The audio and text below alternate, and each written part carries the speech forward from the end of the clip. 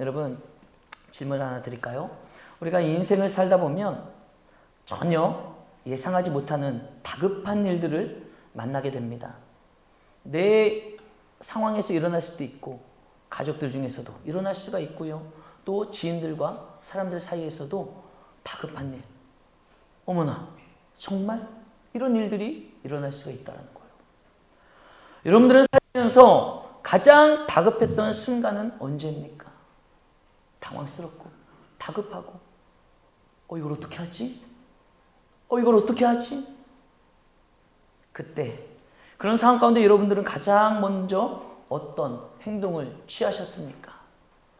당황스러운 일, 다급한 일을 만났을 때 먼저 욕이 튀어나오시는 분들은 안 계시나요? 저는 가끔 당황스러운 일이 나오면 그런 증상들이 보이려고 하더라고요.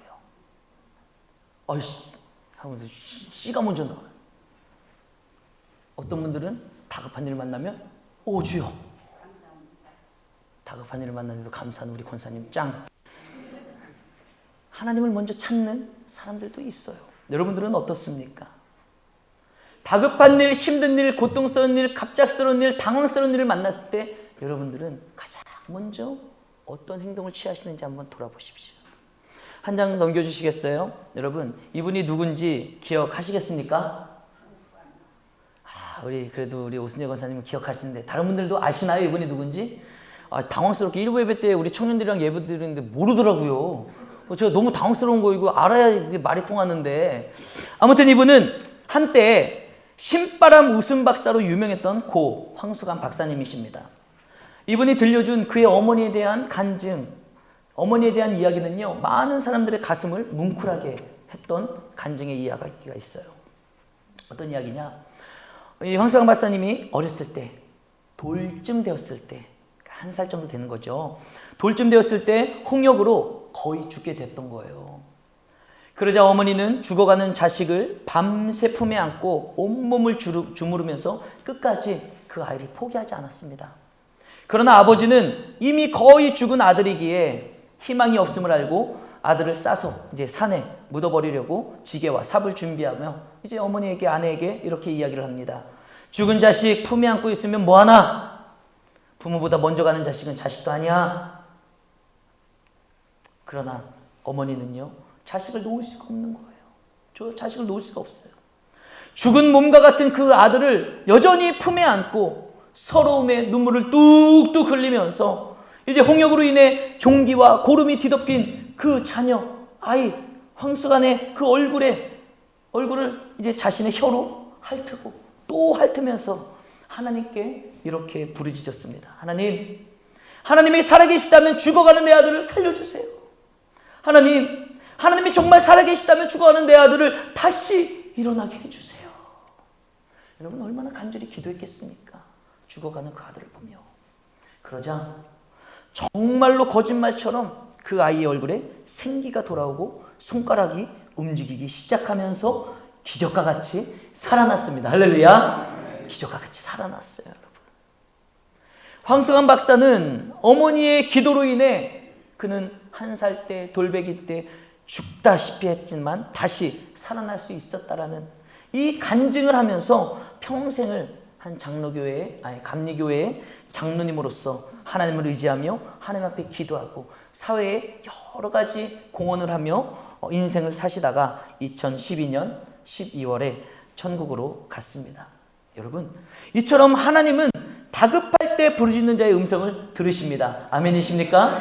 그 어머니의 기도가 얼마나 다급했으면, 얼마나 간절했으면 기도에 응답을 하시냐 이거예요. 죽어가던 아이가 손을 움직이고 다시 얼굴이 빛이 나기 시작하고 이렇게 멀쩡하게 살아서 멋진 인생을 사시지 않았습니까? 여러분, 이렇게 기도는 좋은 것입니다. 한번 따라 하실까요? 기도는 좋은 것입니다. 여러분, 기도는요, 하나님이 응답하시기에 좋은 거예요. 그러므로 우리가 언제 어디서든지 다급할 때, 인생의 위기를 만나고 다급한 일을 만났을 때 여러분, 낙심하지 마시고 그때 하나님 앞에 엎드려 기도하는 거예요. 하나님, 어찌해야 합니까? 하나님, 좀 도와주세요. 이렇게 기도하며 겸손히 하나님 앞에 기도할 수 있는 우리 모두가 되길 주님의 이름으로 축복합니다. 여러분, 오늘 우리가 함께 읽은 이 본문 말씀을 보면은요, 이 본문에도요, 아주 다급하게 그 인생 가운데 찾아온 문제를 놓고 부르짖는 한 사람을 우리가 만나볼 수가 있습니다. 그는 우리가 지금 5주째 매주 살펴보고 있는 부자예요. 부자. 이 사람이 이제 다 알만도 하지 않습니까? 벌써 5주째 말씀을 나누고 있는데 이 부자. 이 부자는 지금 온 힘을 다해 부르짖고 있는 거예요. 오늘 읽은 본문 말씀 뭐라고 시작하고 있습니까? 불러 이르되. 이건 그냥 어이 형씨 아저씨 이렇게 부르는 게 아니에요. 이 불러 이르되라는 말씀은요 온 힘을 다해 부르짖는 거예요. 부르짖는 거예요. 왜냐? 그 뒤에 나오는 내용을 보십시오. 그 뒤에 나오는 내용을 보시면 아 이게 어떠한 심정으로 불러 이르는지 얼마나 부르짖고 있는지 우리는 알 수가 있다는 거예요. 부자는 지금 온 힘을 다해 부르짖고 있습니다. 여러분 그런데 그 부자가 지금 부르짖고 있는 내용이 뭔지 뭘 그렇게 부르짖고 있는지 궁금하지 않으십니까? 사실 여러분들이 이 부자의 간절한 부르짖음이 무엇인지를 알게 되면은요 헛웃음이 나올 수도 있어요. 에? 그걸 위해 이렇게 부르짖었다고? 이럴 수도 있는 거예요. 왜냐하면 그가 부르짖은 게 뭐야? 뭐 거창한 뭐 대통령이 되게 해주세요도 아니에요. 명예와 권력, 돈다발을 달라고 막 부르짖은 것도 아니고요. 황수강 박사님의 어머니처럼 생명을 살려달라고 막 간절히 부르짖은 것도 아니었습니다. 그 부자가 오늘 간절히 부르짖는 건 단 하나 뭐예요? 그래요. 그 고통이 너무 괴로워서 나사로의 손가락 끝에 물 한 방울 찍어서 자신의 혀를 적셔달라고 온 힘을 다해 부르짖고 있는 거예요. 고작 물 한 방울. 얼마나 괴롭고 힘들면 물 한 방울이라도 그 간절함이 여러분 이게 묵상이 되셔야 돼요. 이 부자가 지금 얼마나 간절한 마음으로 물 한 방울을 원하고 있구나. 그 간절함이 무엇인지 우리 함께 다 같이 본문 누가복음 16장 24절 다시 한번 읽어보겠습니다. 시작. 불러 이르되 아버지 아브라함이여 나를 긍휼히 여기사 나사로를 보내어 그 손가락 끝에 물을 찍어 내 혀를 서늘하게 하소서. 내가 이 불꽃 가운데서 괴로워하나이다. 아멘. 우리가 이렇게 정중하게 아주 그냥 이렇게 불러 이르되 아버지 아브라함이요 이렇게 읽었지만 이 내용의 당사자가 되고 주인공이 되는 이 부자는 어떻게 아버지 제가 너무 괴롭습니다. 나사로를 보내서 제 혓바닥에 물 한 방울이라도 주십시오. 이런 거 아니겠어요? 그 간절함으로 하나님 앞에 부르짖는 거예요. 얼마나 간절하면 여러분 얼마나 간절하면 굉장히 겸손해졌잖아요. 물 좀 막 뭐 한 바가지 좀 주세요. 이것도 아니에요. 제발 한 방울만이라도 제발 한 방울만이라도 제 혀를 좀 제발 서늘하게 해주세요. 얼마나 괴로우면 얼마나 고통스러우면 여러분 이 물 한 방울이 얼마나 간절하면 이렇게 기도하느냐 이거예요. 얼마나 간절하면 이렇게 애원하며 매달리냐 이겁니다. 이렇게 간절히 매달리는 사람을 보면은 아무리 못된 사람이고 아무리 악한 사람이라도 어떤 마음이 들겠어요? 도와주겠죠. 아유 야 안 되겠다 쟤 안 되겠다. 아유 물 한 방울이 뭐요? 물 한 사발. 아니 아니다. 야 생수 한 묶음 생수 한 병 막 주지 않겠습니까? 여러분 사람의 마음도 그런 거예요. 사람의 마음도 내 눈앞에 너무 힘들고 어려운 사람이 있으면은 나도 모르게 돕고 싶은 마음이 들지 않겠냐 이거예요. 하물며 사랑과 은혜가 긍휼이 많으신 하나님 아버지의 마음은 어떠시겠습니까? 그 부자의 물 한 방울을 구하는 간구하는 간절히 부르짖는 마음을 보시는 하나님 아버지의 마음이 어떠시겠냐 이거예요. 어떨 것 같아요 여러분? 우리의 마음속으로는 야 그치 사람도 그렇게 긍휼히 여길 수 있는데 하나님은 얼마나 그 사람을 도와주시고 싶으시겠냐. 그런데 여러분 이 부자의 애타는 부르짖음에 대한 하나님의 반응 하나님의 일하심은요 우리의 예상과는 너무나도 달랐다는 거예요. 완전히 달랐습니다. 하나님의 반응은 어떻습니까? 완전 싸늘한 거예요. 하나님은 이 부자의 부르짖음에 답변을 거절하십니다. 응답하시지 않으세요. 그리고 더 충격적인 게 뭔지 아세요? 이어지는 25절의 말씀을 보면은 네가 이 고통과 괴로움을 당하는 것이 지극히 당연하다. 그 물 한 방울 달라고 애원하고 애걸복걸하며 간절히 부르짖고 기도하는 부자에게 하나님이 하신다는 말씀이 뭐예요? 자, 네가 당하는 그 고통 마땅한 거요. 당연한 거요. 여러분 생각해 보세요. 하나님은 그의 부르짖음에 그렇게 묵살하시는 이유. 여러분 부자가 다른 아무런 필요도 구하지 않았어요. 부자가 단지 구한 것은 무엇입니까? 물 한 방울이에요. 물 한 방울. 그 물 한 방울을 애타게 구하는 부자의 부르짖음을 이처럼 야박하게 외면하신 하나님은 정말 충격적이지 않습니까? 하나님은 평소 우리들에게 뭐라고 말씀하셨습니까? 부르짖으라, 부르짖으라. 네가 알지 못하는 크고 놀라운 비밀의 일들을 너희들에게 보여주겠노라. 구하라, 찾으라, 두드리라. 무엇이든지 너희가 구하고 찾고 두드리면 얻게 될 것이고 열리게 될 것이고 만나게 될 것이다. 할렐루야. 이게 하나님 아버지의 약속의 말씀이었어요. 그런데 지금 이 부자의 부르짖음은 왜 하나님이 이렇게 외면을 하고 계실까? 왜 못 들은 채 하실까? 왜 단번에 거절하고 계실까? 혹시 이 부자의 부르짖음과 간구가 하나님을 굉장히 곤란하게 만드는 일이었을까요? 아니면 이 부자가 너무 분수에 넘치는 기도 제목을 구했을까요? 예를 들면 그런 거잖아요. 이제 입시철이 다가오는데 초등학교 12년, 중학교 3년, 고등학교 3년, 초등학교가 6년이죠. 12년이 아니라. 죄송합니다. 저는 이렇게 똑똑해요. 말하고도 실수한 거 다 바로바로 체크해요. 자, 합의 12년을 영어 단어 하나 외우지 않고 문제 하나 풀어보지 않고 공부도 하나하나 그냥 탱탱탱탱 놀던 녀석이 이제 고3이 돼요. 수능을 앞에 두고 이제 입시철을 앞에 두고 주여! 저에게 서울대학교를 합격할 수 있도록 은혜를 주십시오. 얼마나 황당합니까? 하나님 입장에서. 근데요, 이 부자가 구하는 간구가, 기도가 그렇게 황당한 건 아니잖아요. 물 한 방울 달라는 건데. 물 한 방울 달라는 건데. 고작 물 한 방울 달라는 건데, 여러분, 이것도 들어주시지 않는다면 그런 하나님에 대해서 여러분은 어떻게 생각하십니까? 황당하네. 왜 물 한 방울도 안 주시지? 어려운 것도 아닌데. 아마 이 부자의 절망감은 우리가 상상할 수도 없을 정도로 굉장히 컸을 거예요. 내가 큰 거를 구한 것도 아닌데 고작 물 한 방울을 구했는데 그것도 안 주시는 게 하나님이야. 얼마나 상실감이 컸겠냐 이거예요. 여러분, 왜 하나님은 이다지도 부자에 대해 냉정하게 하셨을까요? 여러분, 이와 같은 하나님의 모습이, 부자를 대하는 하나님의 모습이 만약에 나를 향한 하나님의 모습으로 다가온다면 여러분들은 어떻게 하시겠습니까? 하나님이 부자를 그렇게 외면하셨던 것처럼, 부자의 부르짖음을 외면하시고 묵살하셨던 것처럼 여러분들의 부르짖음과 여러분들의 간구와 기도를 하나님이 이렇게 외면하시고 묵살해버리시고 안 된다! 단호하게 거절해보신다면 여러분들은 어떻게 하시겠습니까? 여러분, 그런데 우리는요, 먼저 잠시라도, 잠깐 이 순간에라도 여러분, 하나님에 대한 오해를 해서는 안 됩니다. 여러분, 하나님은 부자를 이렇게 대하실 수밖에 없었던 이유가 명확히 있다라는 거예요. 여러분, 우리가 믿고 의지하는 하나님은요, 고통과 절망 속에서 허덕이는 자들을 외면하시는 그런 냉정한 분이 아니십니다. 또한 부르짖으라 하셨기에 부르짖는 자들에게 음성을 들려주시고 반드시 응답해 주시는 신실한 하나님이 맞습니다. 그런데 하나님은 좋으신 우리 아버지세요. 그래서 당신의 자녀들의 아주 작은 신음소리까지도 놓치지 아니하시려고 하나님은 졸지도 아니하시고 주무시지도 아니하시고 늘 우리를 지켜보고자 하시는 것 아니겠습니까? 그게 바로 우리가 믿는 아버지라는 거예요. 그렇다면 무엇 때문에, 왜 오늘 부자의 간절한 부르짖음에 대해서는 이렇게 외면을 하고 계실까? 여러분, 그 이유는 분명히 있습니다. 그 두 가지가 있어요.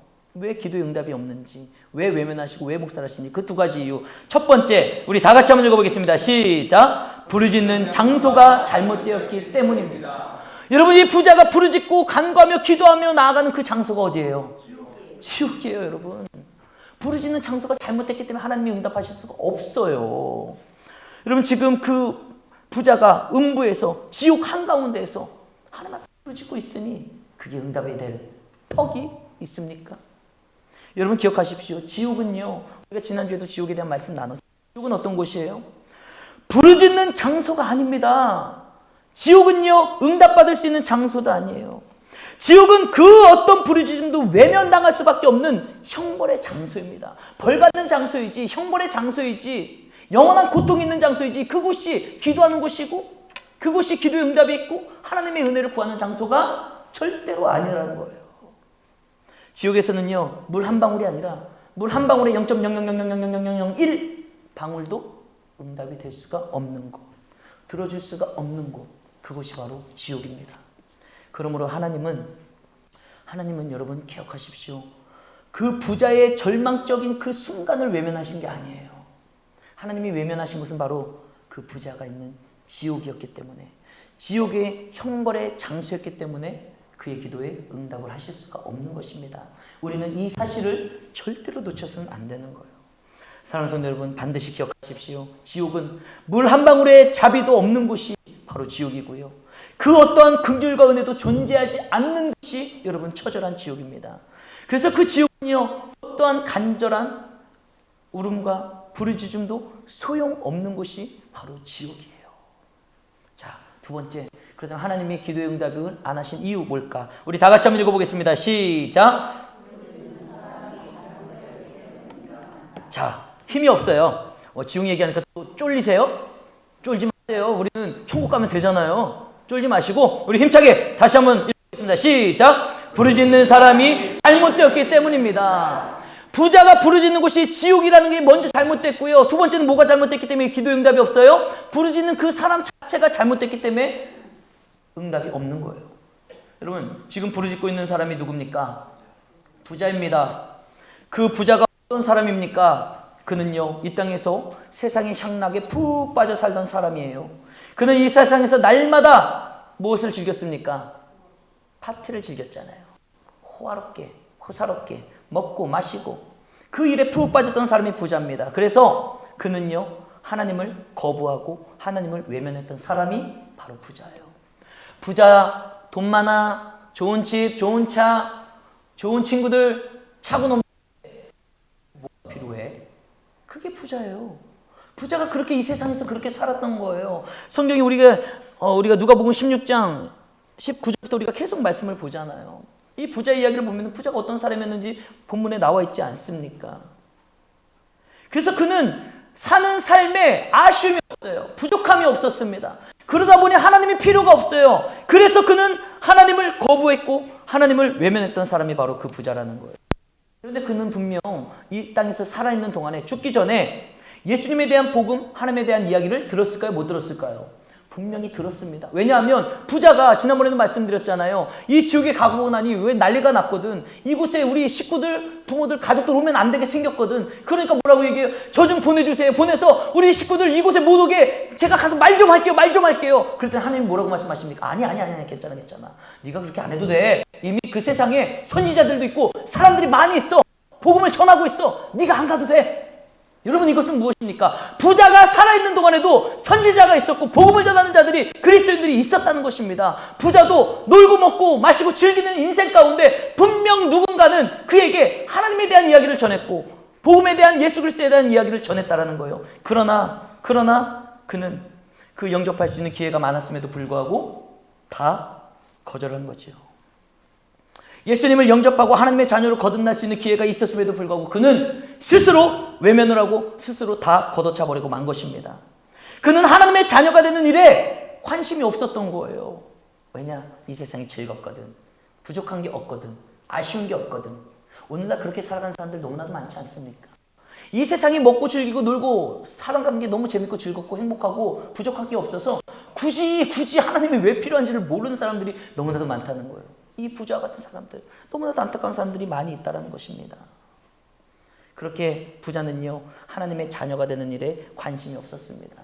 하나님의 자녀가 되면, 예수 믿으면 십자가를 져야지, 헌신해야지, 순종해야지, 죽어줘야지, 낮아져야지. 그것보다는 그냥 나 예수 안 믿고 그냥 내 마음대로 막 사는 게 더 편하거든요.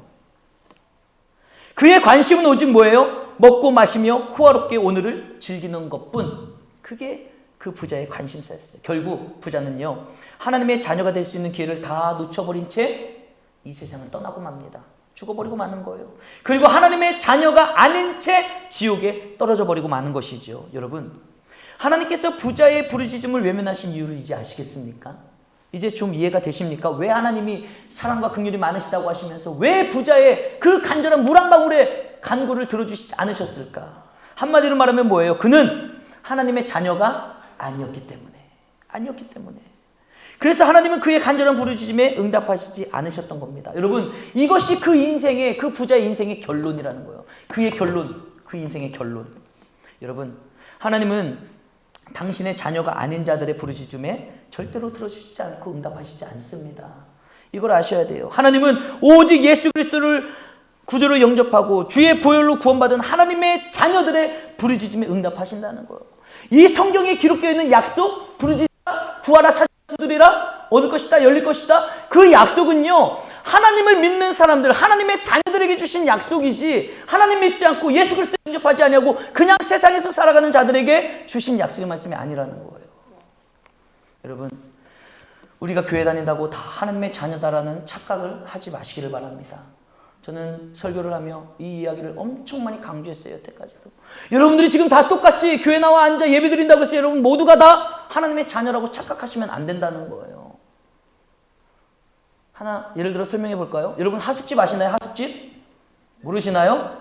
하숙집 아시잖아요. 왜 뻥치고들 계세요? 아시면서 모른 척들하고 그냥 시침이 뚝 떼고. 하숙집이 뭡니까?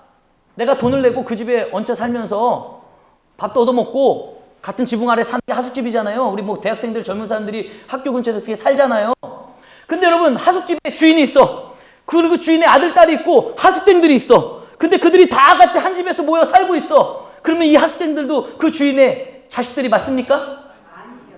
어느 날 갑자기 이 학생들이 갑자기 주인 아저씨, 저에게도 유산 좀 물려주십시오. 이래버리면은 그 주인 아저씨가 얼마나 황당하겠어요. 야, 너 지금 우리 집에서 하숙하는 거지. 네가 내 자식 아니여. 여러분 교회도 마찬가지입니다. 우리가 똑같이 예배드린다고 이 한 공간에서 예배드린다고 해서 여러분 우리가 다 하나님의 자녀가 아니다라는 거예요. 논밭에 가면은 가라지가 있고 벼가 있듯이 여러분 알곡과 쭉정이가 있는 것 아니겠습니까? 교회 안에서도 여러분 우리 안에 하나님의 진정한 자녀가 있고 그냥 교회만 왔다 갔다 하는 신자가 있다라는 거예요. 교인이 있다라는 거예요. 여러분 진짜 하나님의 자녀는 어떤 사람입니까? 내가 예수 그리스도를 영접한 사람이에요. 정말 내가 죄인인 것을 고백하고 예수님을 영접하고 주 예수 그리스도의 십자가 보혈로 죄사함을 받아 하나님의 자녀답게 실제적으로 사는 사람이 하나님의 자녀라고 일컬음을 받는 것 아니겠습니까? 내가 교회는 다니지만 죄인 고백도 하지 아니하고 예수님도 영접하지 아니하고 여전히 미움과 다툼과 시기 질투로 살아가고 있고 하나님의 말씀하고는 전혀 상관없는 삶을 살고 있다면 그 사람은 그냥 교회에 왔다 갔다 하는 교인이지 하나님의 자녀라고 볼 수가 없는 거예요. 하나님의 자녀는 그 마음의 중심이 거듭남이 있어야 되고 그 거듭남의 삶의 모습이 삶의 현장에서 나타나야 되는 것 아니겠습니까? 그런 자가 진정한 하나님의 자녀이고 그런 자의 부르짖음에 하나님이 응답해 주시는 줄 믿으시길 바랍니다. 그래서 제가 목회를 하면서 정말 난처할 때가 언제인지 아십니까? 정말 난처할 때는요. 하나는 믿지 않는 사람의 장례를 치러달라고 할 때예요. 너무 마음이 안 좋아요. 믿지 않는 사람의 장례를 아십니까? 저분을 장례를 치르며 하나님을 믿지 않고 예수님을 영접하지 않고 그러다가 죽었으면 부자처럼 지옥에 갈 텐데 내가 장례식장 가서 뭐라고 얘기를 했고 뭐라고 위로를 하고 뭐라고 설교를 해야 될지 여러분 얼마나 괴로운지 몰라요. 그래서 제가 섬기던 교회 목사님, 담임 목사님 중에 한 분은요. 믿지 않는 분의 장례는 정중하게 거절을 하셨습니다. 장례를 집례를 안 하셨어요. 저는 아직까지는 그 정도의 포스가 없어가지고 못하고는 있지만 여러분 제 마음은 그렇습니다. 또 하나 목회를 하면서 난처할 때가 언제인지 아십니까? 우리 성도님들 중에 예수님을 영접하지 않고 하나님을 믿지 않는 자녀와 자손들을 위해서 기도해달라고 할 때 자녀와 자손들이 하나님을 믿지 않아요. 교회 다니지 않아요. 예수님을 믿지 않아요. 그런데 그들을 위해 기도해달라고 할 때 마음이 힘들어요. 뭐라고 기도를 부탁하냐? 목사님, 제 손주들 좋은 대학교 갈 수 있도록 시험 잘 보게 해달라고 기도해 주세요. 오늘 오순재 권사님도 손주를 위해서 기도해달라고 하잖아요. 근데 다행히 쟤는 예수님 믿잖아요. 교회 나오잖아요. 근데 교회도 안 다니고 예수님 믿지도 않는데 그 아이를 위해서 저보고 기도해달래요. 시험 잘 보게 해달라고. 좋은 대학 가게 해달라고 기도해달래요. 또 자녀분들이 하나님의 한자도 모르고 살아가는데 우리 자녀가 이런 사업하니까 그 사업 좀 잘 되게 해달라고 기도해달래요. 좋은 직장 가게 해달라고 기도해달래요. 여러분 그 목사로서 그런 기도 제목을 부탁받으면 기도는 하죠. 기도는 하는데요. 생각해 보십시오. 목사가 아무리 기도한들 하나님께서 그 기도를 들어주실까요? 하나님 정말 그 기도에 축복하시고 그 가정을 축복해 주실까요? 저는 모르겠으나 하나님의 마음을 제가 어떻게 알겠습니까? 그러나 우리가 상상은 해볼 수가 있죠.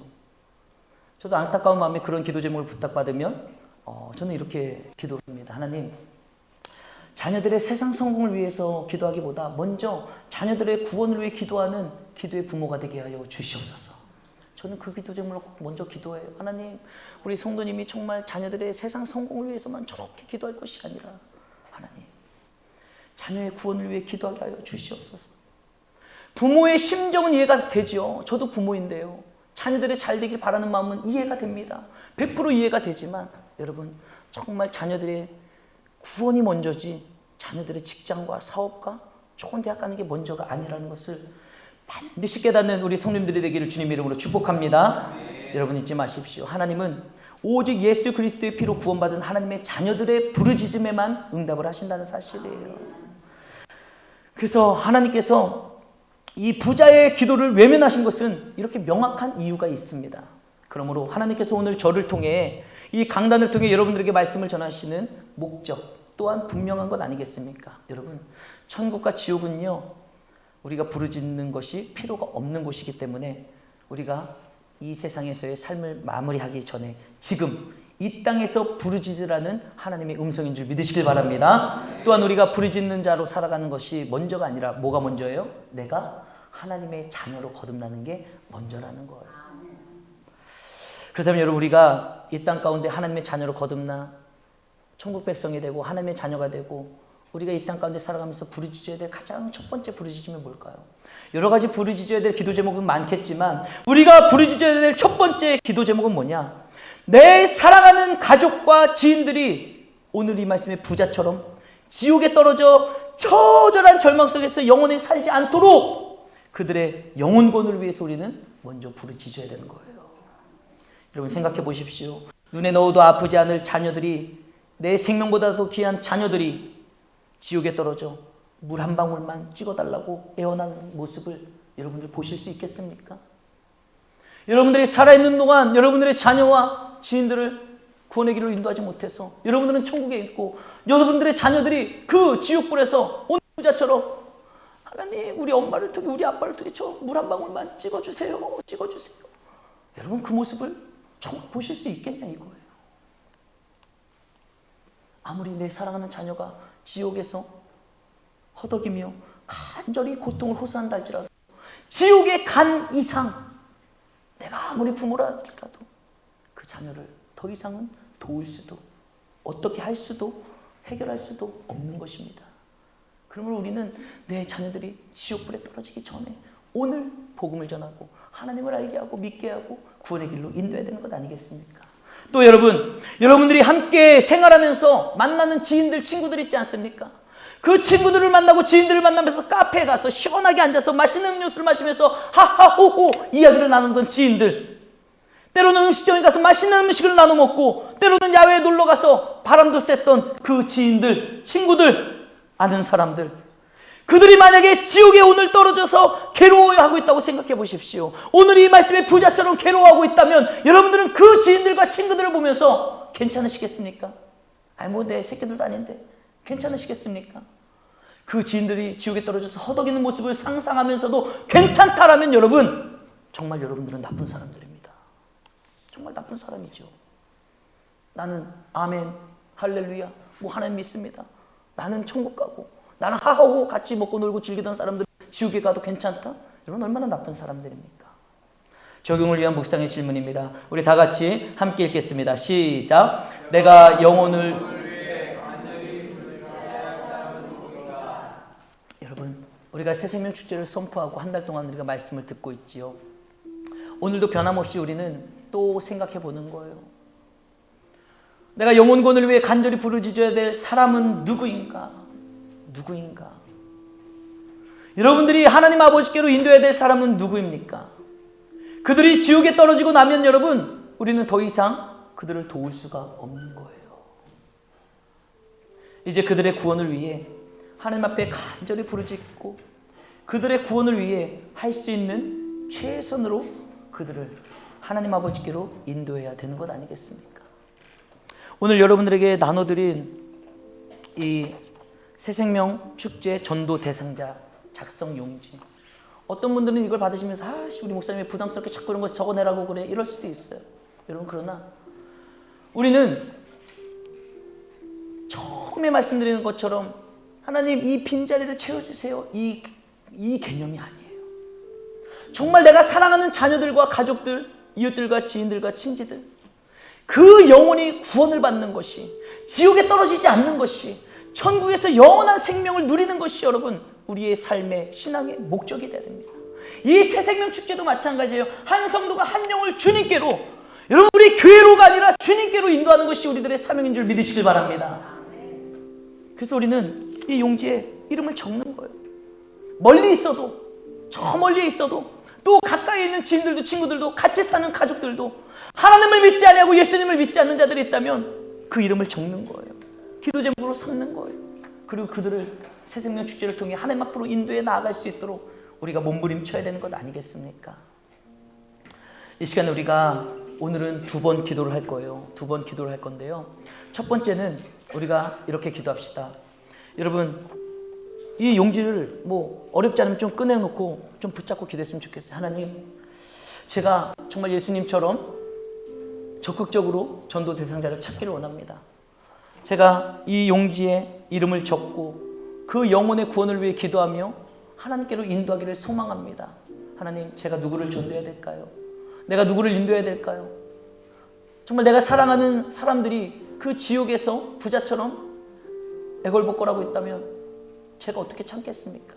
그 영혼이 지옥에 떨어지기 전에 제가 전도하겠습니다. 그 마음을 가지고 누구의 이름을 적을 것인지 이 용지를 붙잡고 우리 함께 결단하며 기도했으면 좋겠어요. 하나님, 제 안에 담대함을 허락하여 주시옵소서.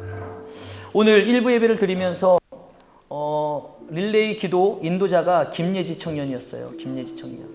근데 김예지 청년이 눈물을 흘리면서 그런 간증을 하더라고요. 어제 목사님 이야기를 듣고 이제 그동안 우리 교회 나왔다가 2, 3년 동안 교회 나오지 않은 지연이라는 친구에게 연락을 했대요. 연락을 해서 우리 청년부가 11월 18일 날 디너 파티가 있으니까 지연아 한번 같이 올 수 있니? 하고 연락을 했다는 거예요. 근데 그 연락을 하기까지 마음이 어떤 마음이었냐면은 되게 부담스러웠다는 거예요. 내가 어떻게 연락을 하지? 또 연락했는데 걔가 거절하면 어떻게 하지? 연락했는데 걔가 부담스러워하면 어떻게 하지? 그 부담스러운 마음 때문에 그동안 연락하지 못했었는데 이제 어저께 목사님 얘기 듣고 연락을 그냥 용기 내서 했다는 거예요. 그랬더니 그 친구가 답을 주기를 그래 예지야, 내가 시간 되는지 보고 시간 되면 꼭 갈게, 이렇게 연락을 받았다라는 거예요. 그 연락을 받고서 울면서 고백을 하더라고요. 나는 부담스러울까봐, 또 내가 부담스러워서 연락을 하지 못했는데 막상 용기 내서 연락을 하고 나니 그래도 온다는 확답은 아니더라도 그 긍정적인 모습을 보면서 하나님의 마음이 이런 거고 우리가 그것을 놓치지 말고 해야 되는 것이구나, 이 고백을 하며 펑펑 울며 우리가 1부 예배 때 같이 기도를 했습니다. 여러분 마찬가지예요. 우리가 이 용기를 받아보면 부담스러운 사람이 먼저 많을 수 있어요. 그러나 우리가 이걸 부담으로 여길 것이 아니라 하나님 아버지의 마음을 가지고 용기 내고 담대함으로 이름을 적고 찾아가고 전도하고 나아갈 때 여러분 그 마음을 열어주시고 응답해 주시는 분은 하나님이신 줄로 믿으시길 바랍니다. 우리는 그저 때를 얻든지 못 얻든지 우리는 순종하는 거예요. 순종의 길을 걷고 도전해 보는 겁니다. 우리 시간에 함께 기도합시다. 함께 기도하실 때 여러분, 하나님, 제가 이 새생명 축제 전도 대상자를 이름을 적기를 원합니다. 담대함을 주시고 그 이름을 적고 그 영혼에게 다가갈 수 있는 힘과 능력을 나에게 허락하여 주시옵소서. 우리 그 기도 제목을 가지고 우리 다 같이 두 손 높이 드시고 주님을 세워 부르고 동성을 하심하여 기도하며 나아갑니다.